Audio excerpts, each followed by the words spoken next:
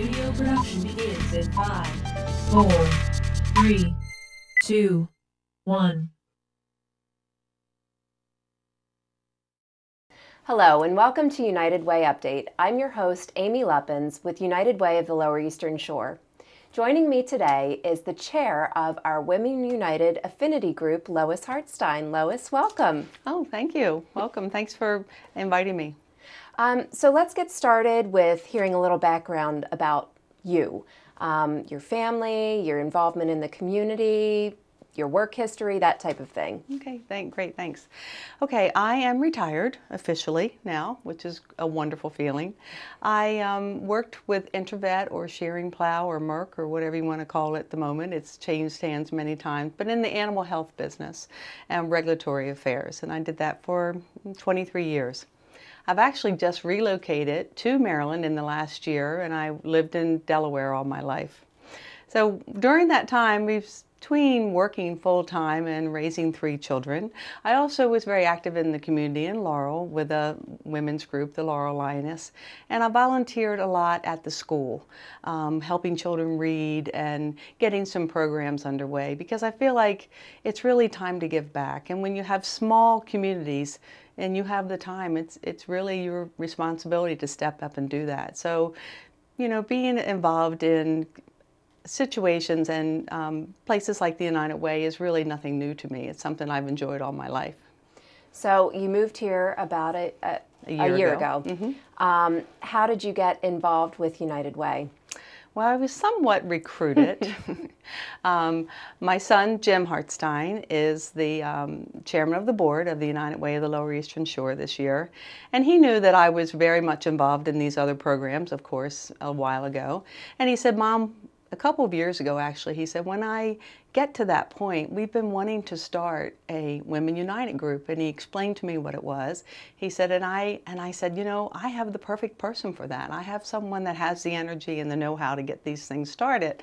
And so I've kind of known about it for a little while, but I wasn't quite sure what it encompassed.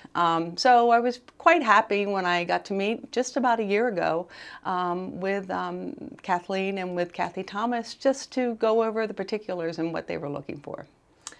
So to give a little background, United Way of the Lower Eastern Shore, we focus on Wicomico, Worcester, Somerset, and Dorchester counties. Yes.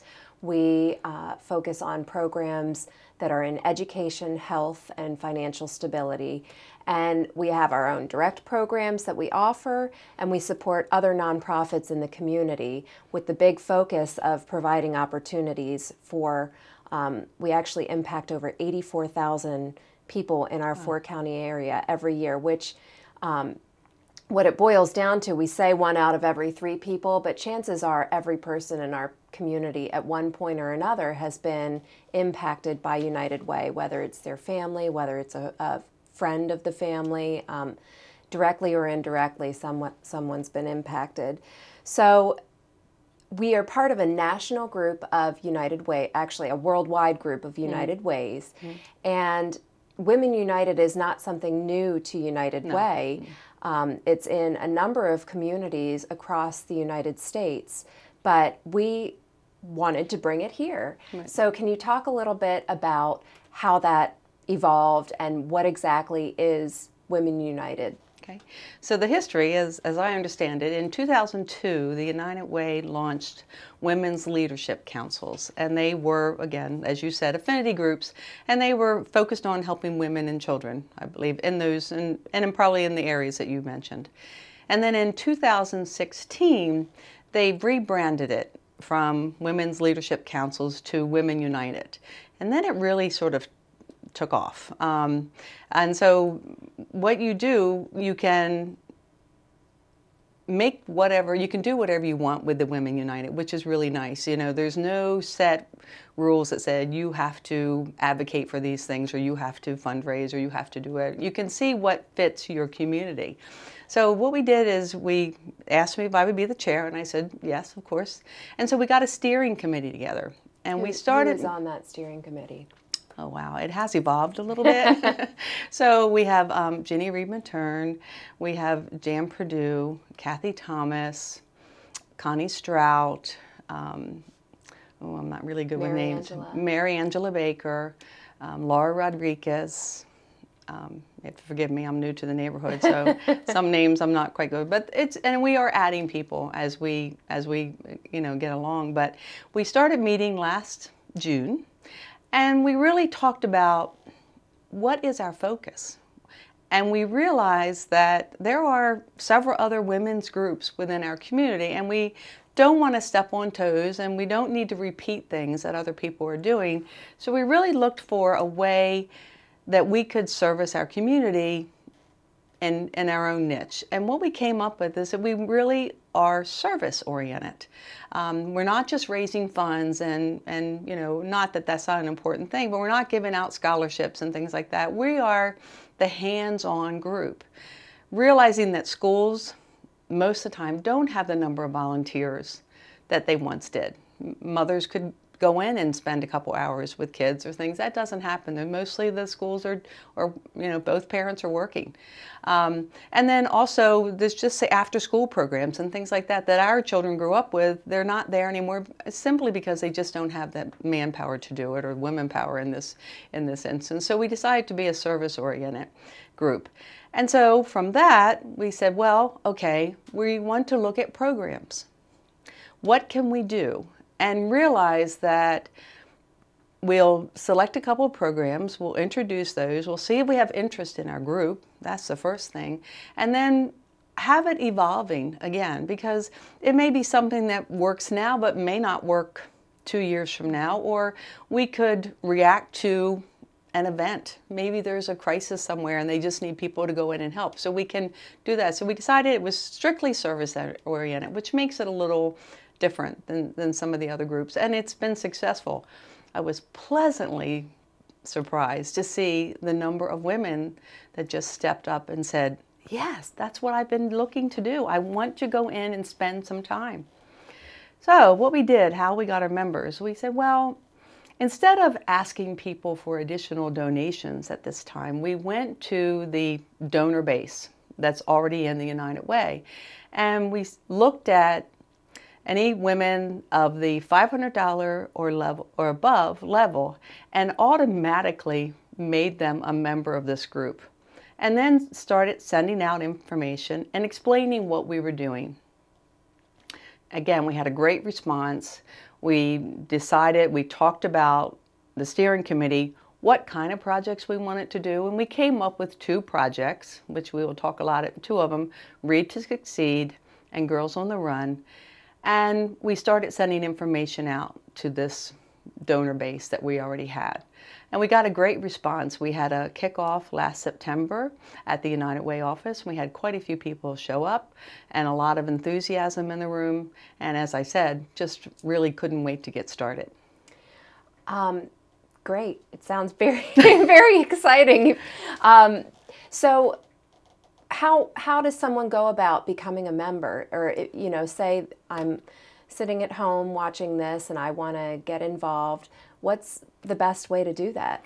Well, hopefully we have you in our base, and if not, I pretty much talk to anybody in the grocery store, at the YMCA, or anywhere I go about this, and we're counting on our members to do that. But we also have started what's called something Cocktails and Conversations.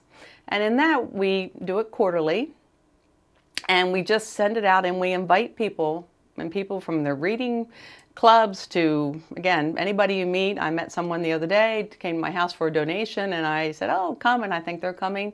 And it's a informational meeting. This is what we do. If you'd like to join us, or maybe you're already so-called a member and didn't realize what we were doing.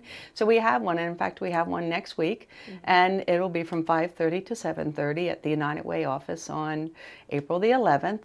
And we actually have 2 people from the Wicomico County Board of Education teacher and an assistant superintendent, I believe, coming to talk about the programs that we're doing there. So, and the other thing is we want people, encourage people that if you know of anything that needs to be addressed that might fit into this, we want your ideas, so they don't have to be in the club right now or in this group to give us ideas and to let us to be able to react and see if it's something that fits. Right. And the cocktails and conversations, that's a really nice way to introduce people to the group. Right. You can come, you can bring a friend, it's very casual, it's usually right after work, and there's something to talk about every time. We will have a topic, or not necessarily a guest speaker or program, because that's a lot to take in. Right. Other groups are doing the programs, but we want to engage people in community conversations. Right.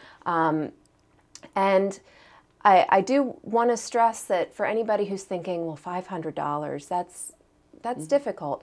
United Way has the payroll deduction option. So if you are at a workplace that offers payroll deduction through the campaign, it's small increments taken out of your paycheck over a month or over the year. It doesn't have to be sitting down writing a check for $500 at once. And we also, with technology and the way things have evolved, it's a lot easier now to make those payments. We can do the credit card monthly, or you can go online to pledge that way. But I don't want to associate pain with giving, because it's not painful. People are doing it for all the right reasons, but it makes that financial burden much easier. But I think, though, that and the financial burden is the financial support is very important. But I think that what makes this different is that most of our members that are just really wanted to do something else. They wanted to have a different feeling than just having the financial support. They wanted to get in there and spend the time with the children or make a difference in someone's life.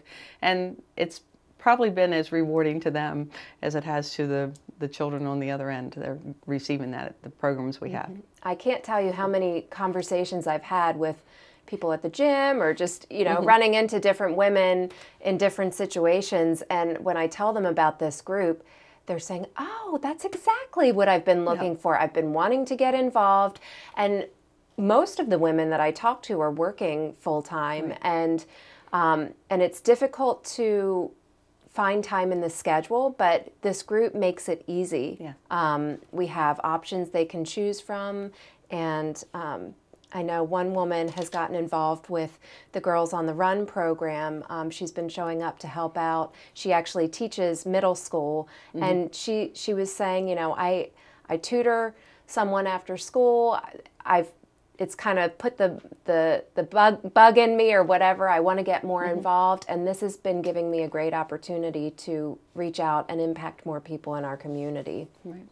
And one thing I think we did creatively, because again, from past experience, when you start asking people for the Read to Succeed, can you give somebody 30 minutes every week from October till May, their first reaction is, oh, I don't know. That's a lot of time.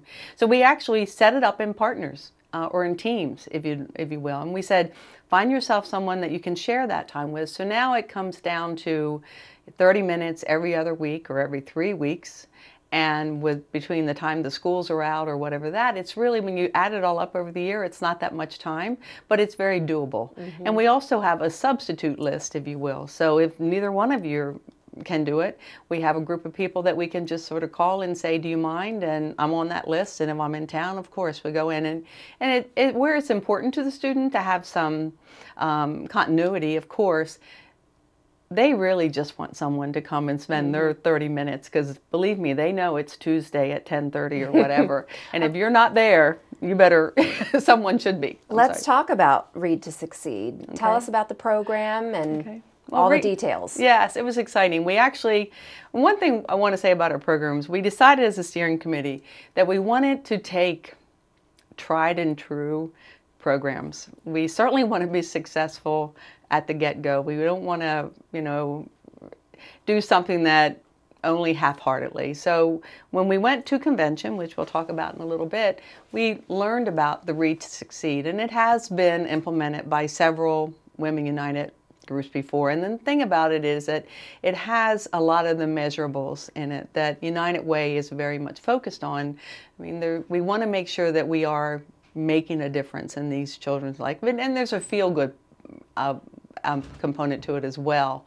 But we want to make sure that they are the purpose of Read to Succeed is to bring children up to the reading level that they need to be in. So we met with the Wicomico County Board of Education, and we said, you know, we have some women that would like to come in and be reading buddies, we call them, to students. Tell us where you need us. Where is your focus group?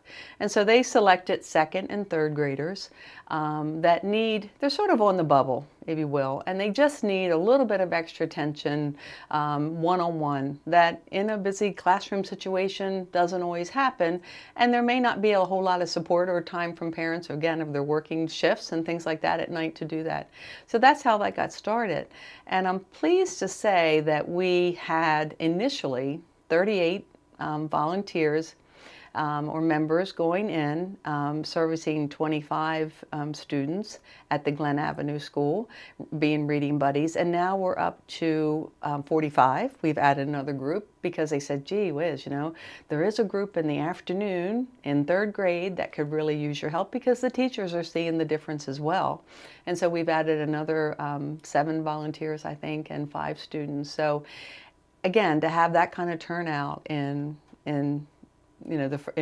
first year is amazing. Mm-hmm. So we go in and we are reading buddies. We're not reading to them, they're reading to us.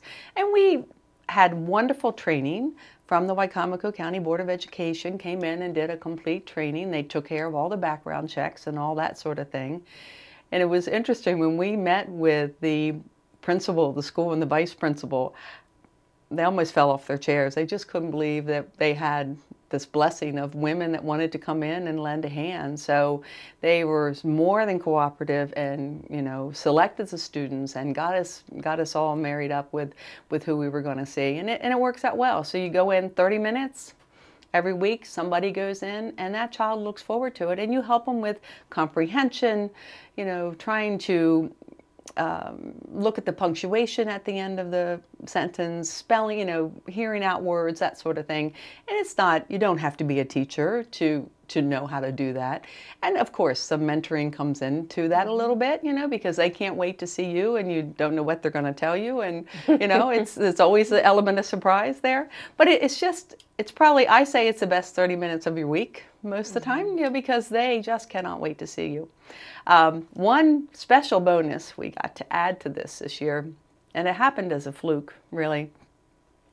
I was reading with my student, a little 9-year-old boy, and I noticed that the books he was choosing just didn't have a lot of, they were a lot of substance. So I brought in a book that I had, and it was about the Chesapeake Bay, and he mentioned that he liked fishing. So I brought in a book about the Chesapeake Bay, and it just so happens that my neighbor wrote this book. So we read the book, he enjoyed it, we talked about crab pots, we talked about all the different kinds of fish, and he'd never been fishing, was just thrilled with it.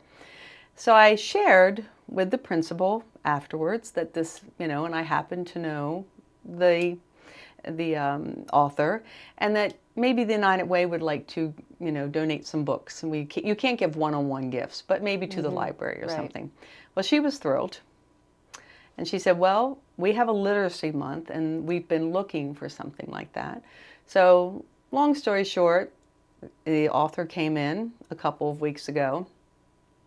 In preparation for that, the students made all kinds of art projects about fish, about the Chesapeake Bay, and so it got a science flavor to it as well. And they happened to get a grant. The United Way or Women United didn't have to do that, but we learned that they got a grant, so they purchased the book, for every second and third grader at that school. And the students didn't realize it was going to happen.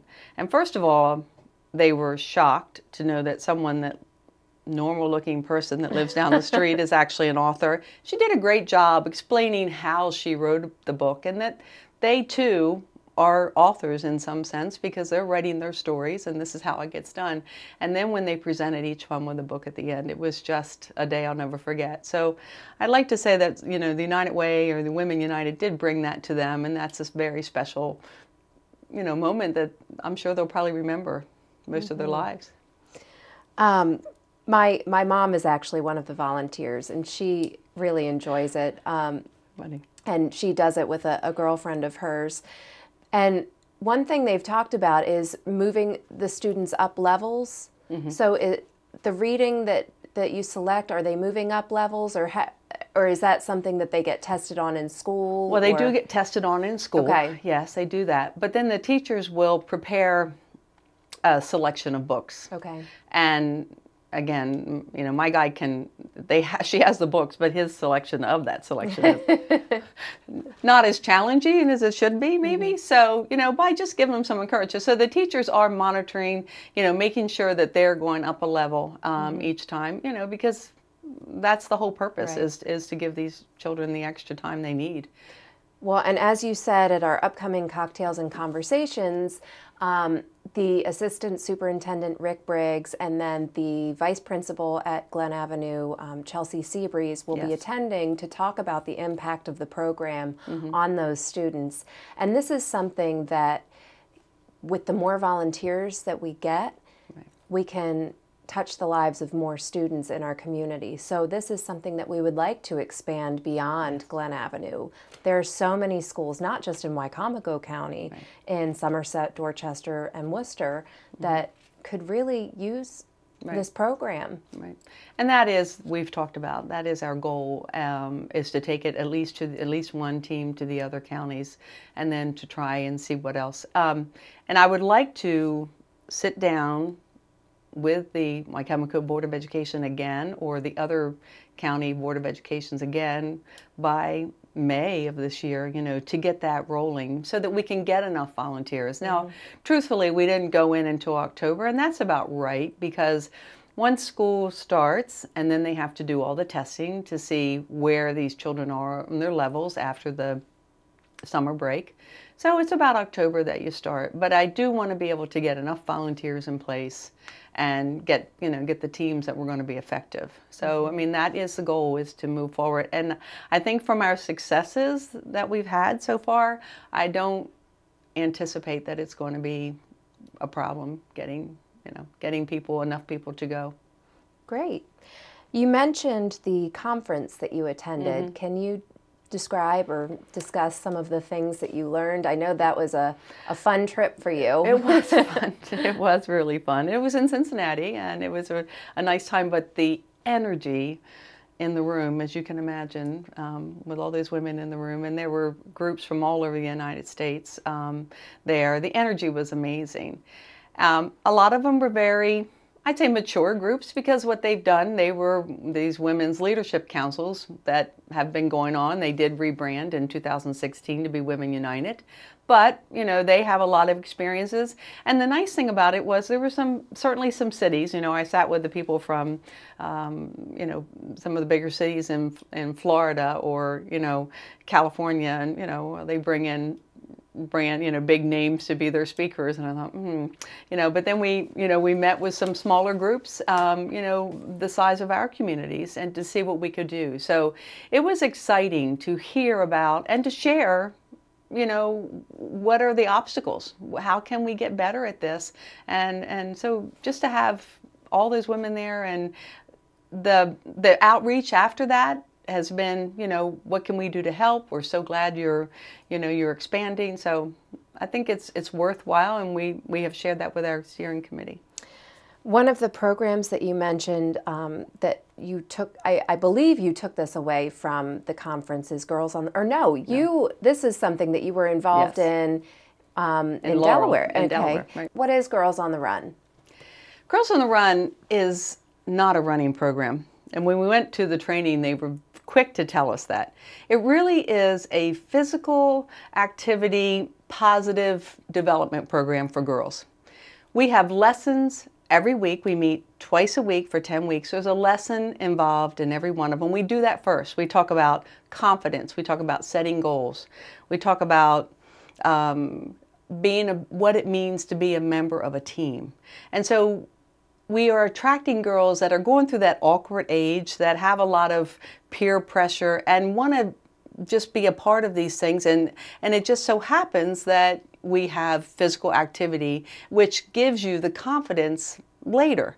So we don't want to shy anybody away and say, oh, I can't run, I'm not a runner, I'm not that physically, interested. These are girls that are not that normally, and it's amazing to see that they've picked it up. And we had one yesterday say, I cannot believe the burst of energy I have. I just see things differently now. Everybody says I even look different. And that's happened in only 5 weeks, so it is a positive thing. Can you talk about Girls on the Run? Well, Girls on the Run is, again, I saw it happen in Laurel, Delaware, which is a very small community, and I saw it effectively happen. And what amazed me when I watched that, I was on the school board at the time, so we saw these things starting, and the girls that signed up for Girls on the Run were not necessarily the athletes. They were not necessarily somebody that would go out for a team. They were girls that just wanted to do this and to be a confidence building. And it just amazed me that within a 10-week period, you could see not only the personality transformation, but these girls actually learned to run a 5K within 10 weeks. And as a runner myself, I realized just what that means. I mean, you pretty much solve all the problems of the world when you're out there running. And so this really meant a lot. So I thought, you know what, if we can do it there, why not do it here? And so a little persistent in trying to find how we could get to it, but I actually did late in January. I contacted Girls on the Run from the Greater Chesapeake, which is from Annapolis, Maryland, and I said, we're over here on the Lower Eastern Shore. We would like to put a team in, and they immediately said, yes, we have been trying to get over there. They had come over to Easton, and they have a team there, and they said, we've been trying to get on the Lower Eastern Shore for some time now. We just couldn't find anybody, and I said, well, I'm your person. I know what it is, and we will get it done. So really from, I think I made that phone call the first week in January, and February 3rd, we went to training and got started. So it did happen. We have 16 girls in the program. Again, we went back to the Wicomico County Board of Education and explained what we want to do, and we said, you tell us where you need us. And that's always been the thing. It's not, we selected programs, but we want to be where we're the most effective. So they selected Pittsville Elementary and Middle School, and so we have what's called the Heart and Soul group of Girls on the Run, and it's for girls from 6th to 8th grade. Now what's interesting about that is Girls on the Run is a nationwide program. It's been out since 1996. Thousands of girls in the United States are doing the same thing right now. But only 10% of those are 6th to 8th graders. It's a more difficult, and that's the one they chose, but we nailed it. We had someone come down yesterday from that group and said, I'm amazed. We normally only have 8 to 10 girls on the teams from 6th to 8th grade, and the fact that you have 16, and they were so happy with our success. So I think we can do it. Well, and the big race for them is coming up in May. And I think everybody knows that particular age is one of the more challenging ages. All ages are challenging, but especially that middle school, right. So this is a really important program for those girls, and it will be expanding. Hopefully next year we might be able to move it into Somerset County, but it's just another example of the great things that this Women United group is doing. Mm-hmm. And your energy and your passion is really contagious. So I would like to encourage everyone, if you're sitting at home watching, please get involved. We need women volunteers to join our Women United group, and you can contact us at 410-742-5143, or you can go online and find us at www.unitedwayforus.org. And we would just love to have as many volunteers and impact more lives in our community. So Lois, thank you so much for joining us today. This has been really great, really informative, and I hope we get some more volunteers out of this. Oh, I hope so too. And again, it's going to be the best time of your week, so don't sell yourself short. Get involved. Good. Well, thank you for watching United Way Update, and make sure you tune in to PAC 14 streaming live at www.pac14.org.